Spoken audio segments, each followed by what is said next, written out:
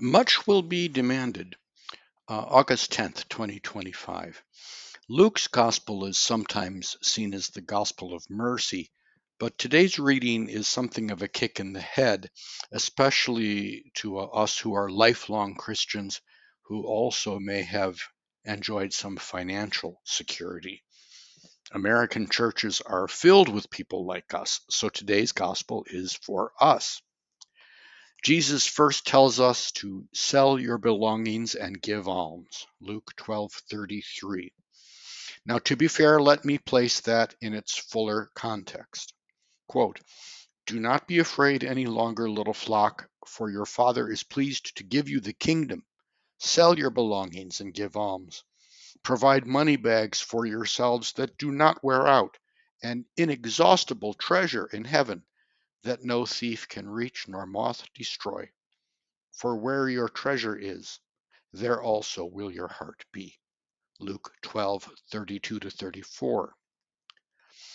It seems that Jesus views his invitation, or maybe command, to sell our belongings as good news, as an opportunity to free ourselves from bondage. Do not be afraid, for your Father is pleased to give you the kingdom. Why wouldn't I sell my relatively paltry belongings if I know that my Father has given me his vastly richer kingdom in heaven? But I cannot quite get past that imperative verb, sell. Last week, Jesus warned us against accumulating wealth in the parable of the rich fool who decided to build bigger barns, presumably rather than sharing some of his bountiful harvest with others. That reading was challenging enough to anybody who has an IRA or 401k account, but at least seemed only to warn against accumulation of excess wealth. We could perhaps convince ourselves that Jesus was only against getting too rich, as opposed to merely having reasonable financial security.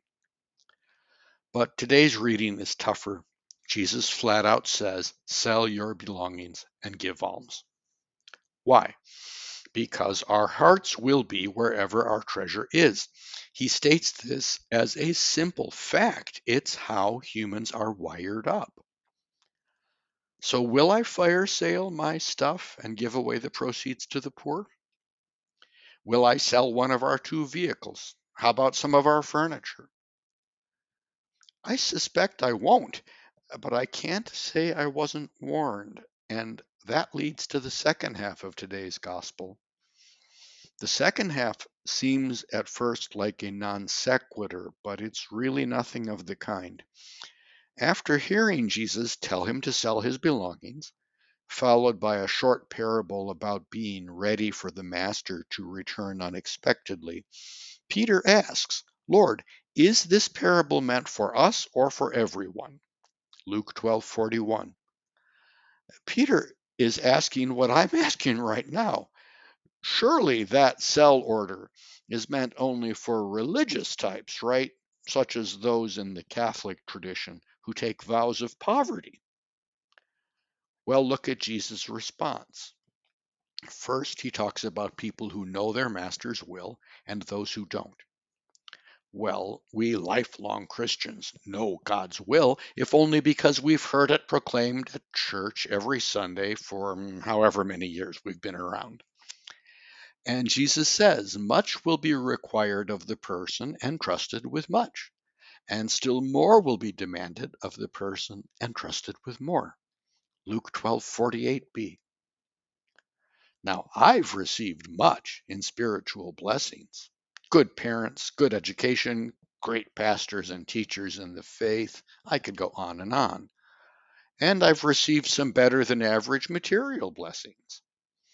So it seems that Jesus will demand much from me, and maybe even more, if I take today's gospel literally. My God.